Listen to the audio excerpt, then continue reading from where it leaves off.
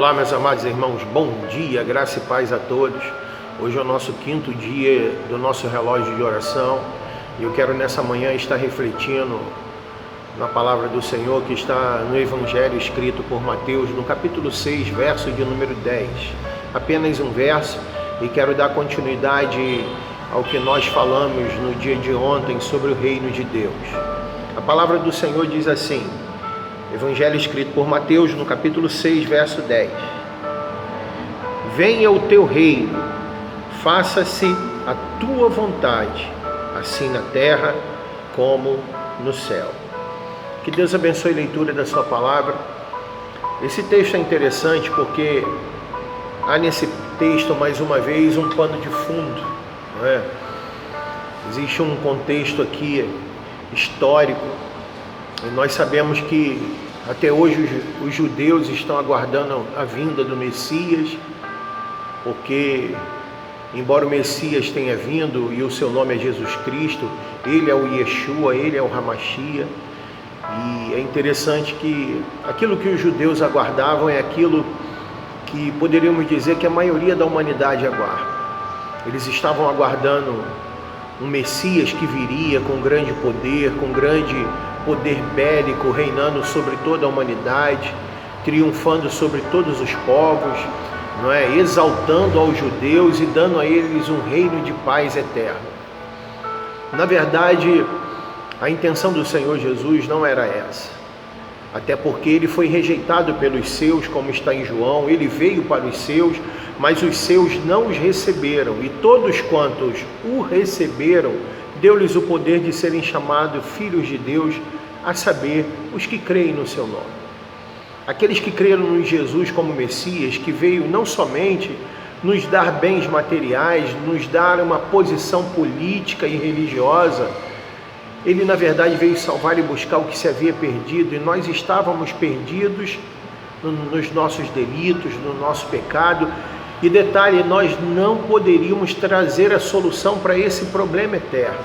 Nós não poderíamos vencer o diabo, nós não poderíamos vencer a morte, nós não poderíamos vencer o pecado pelo nosso próprio esforço. Somente o Senhor Jesus poderia fazer isso.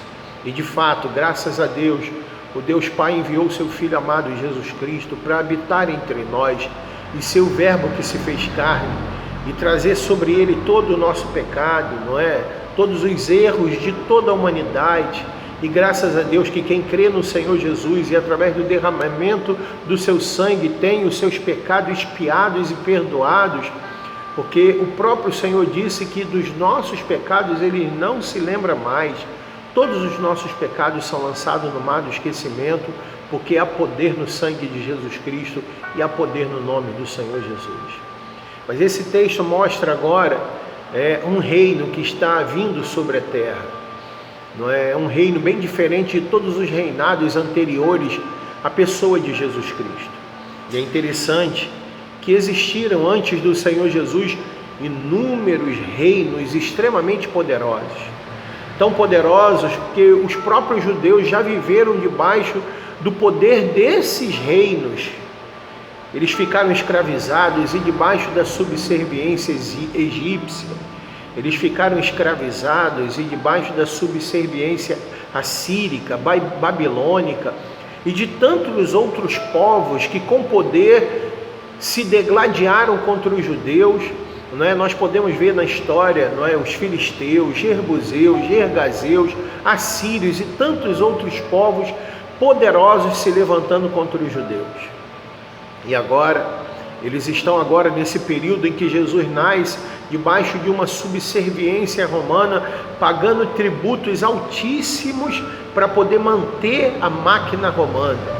E agora eles estão aguardando o Messias, mas esse Messias vem de forma humilde. Ele vem sentado num jumentinho, sem nenhum poder bélico, sem nenhum exército ao seu favor. E não é isso que eles aguardavam. É por isso que eles rejeitaram a pessoa de Jesus Cristo. Porque eles não entenderam que reino é esse. E agora o Senhor Jesus reúne os seus apóstolos, reúne os seus discípulos, dizendo: olha, vocês devem orar dessa forma: venha o teu reino. Ele não está falando de um reino humano.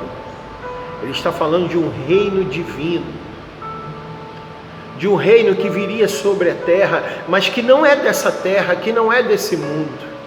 É um reino de paz, mas uma paz que é bem diferente de qualquer paz que o dinheiro possa nos dar, de qualquer paz que as alegrias momentâneas possam nos dar. É por isso que o Senhor Jesus disse: deixo-vos a paz, a minha paz vos dou, e não vos-la dou como o mundo a dá. Existe uma paz no mundo, mas é uma paz transitória, momentânea, mentirosa, que passa e perece como a relva. Mas a paz do Senhor Jesus é uma paz que excede todo e qualquer entendimento. Esse reino de Deus também tem uma justiça, mas é uma justiça que vai muito além da justiça dos homens, porque todos os homens são injustos, e de certa forma, por mais que um homem seja justo, em algum momento ele vai ser injusto, mas o reino de Deus impera a justiça, e a justiça de Deus não perece, e Deus é justo. Esse reino é bem diferente, e é por isso que todos os reinos anteriores a Cristo pereceram, passaram. Você pode perceber que todos os reis, por mais que tenham sido poderosos, e alguns deles até se auto-intitulavam deuses, você percebe que Nabucodonosor se achava Deus. Você percebe que os próprios Césares, eles se auto-intitulavam deuses. E é por isso que no período do Senhor Jesus, os próprios imperadores, em cada província tinha um templo, em cada templo tinha uma imagem do imperador para ser adorado logo pela manhã. E agora chega um rei chamado Jesus Cristo, que não é só rei dos judeus, mas é o rei dos reis e senhor dos senhores, que diz que nós devemos orar: olha, venha o teu reino, faça-se a tua vontade, assim na terra como nos céus. É interessante, irmãos, que todos os reis anteriores a Cristo e até mesmo depois de Cristo, todos eles não passam de uma lápide dizendo o dia que eles nasceram e o dia que eles morreram. Mas o nosso Redentor, que é o nosso Rei eterno, está vivo, porque ele venceu a morte, venceu o diabo, venceu o pecado e está reinando pelos séculos dos séculos dos séculos e por toda a eternidade. O seu reino jamais irá perecer. Aonde está Nabucodonosor? Aonde está a poderosa Babilônia? Aonde estão os faraós? Aonde está o poder do Egito? Aonde estão os reis da Síria? Aonde está Alexandre o Grande? Aonde estão os Césares? Agora eu posso lhe dizer, aonde está Jesus, o nosso Rei? Ele está reinando por todos e todos os séculos. O seu reino jamais perecerá. Eu quero terminar essa mensagem te contando uma história. Há muito tempo atrás, e é interessante porque nós nos vemos obrigados, não é, a dissertar certos assuntos, a fazer algumas análises críticas, né, de alguns livros no seminário. E é interessante, né, que eu conheço um pouco da história dos Neros e dos Césares, né, e eu me lembro da história de César. César era um general, Júlio César era um general. Ele ainda não era imperador do Império Romano, ele era apenas um general. E é interessante que o seu soldado e também escriba, não é? O seu nome era, eu até escrevi aqui que de vez em quando a gente esquece esse nome, né? Era Plutarco.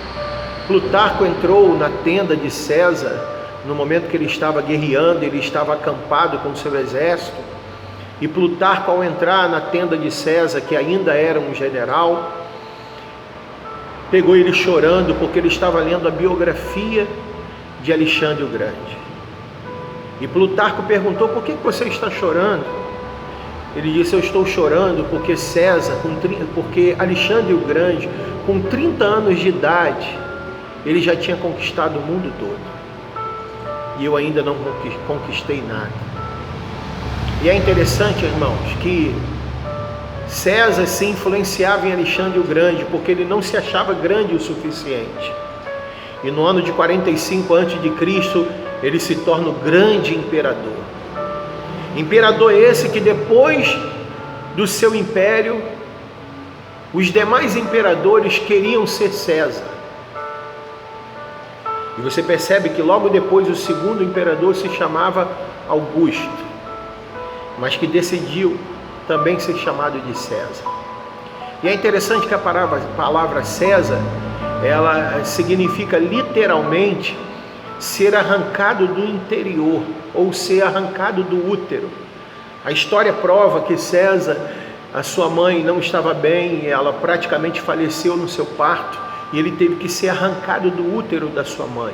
E o significado de César é exatamente esse. Não é? Por isso que a palavra cesárea, ela vem de César, significa arrancado do útero. Mas César também tem um significado e uma outra raiz que significa grande.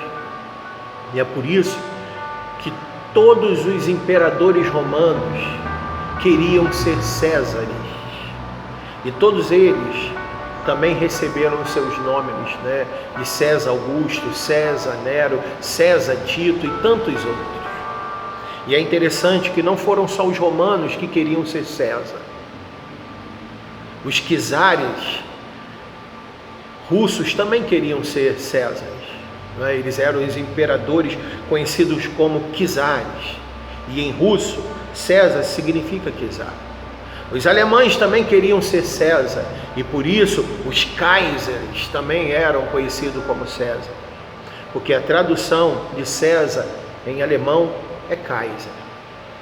Mas a ironia dessa história é que todos eles queriam ser César, e César não estava satisfeito consigo mesmo, porque ele queria ser como Alexandre o Grande. E Alexandre o Grande, após conquistar todo mundo com 30 anos de idade, a história diz que ele morreu com 33 anos de depressão, porque não tinha mais nada para conquistar. Mas não somente por causa disso, é porque Alexandre o Grande não estava satisfeito consigo mesmo, porque ele queria ser como Hércules. E Hércules não existia, era apenas uma figura mitológica, um semideus, meio deus e meio homem que não existia. Eu quero que você esteja satisfeito consigo mesmo, porque às vezes a gente não está satisfeito conosco e nos assemelhamos e queremos ser influenciados e olhamos o perfil dos outros e dizendo, eu queria ser como fulano. Deixa eu lhe dizer, ninguém é perfeito. O que nós devemos de fato buscar é dizer, Senhor, eu estou aqui com as minhas imperfeições, com as minhas limitações, mas venha o teu reino sobre mim. Venha o teu reino, seja feita a tua vontade, tanto na terra como no céu. Deixa eu lhe dizer, a vontade de Deus está sendo feita no céu, mas ela precisa ser feita aqui na terra. Por isso, que a igreja possa estar orando nesse momento, dizendo, Senhor, venha o teu reino sobre nós. Nós estamos debaixo desse governo, debaixo desse reinado, que é o reinado que nunca irá nos decepcionar, que nunca irá perecer.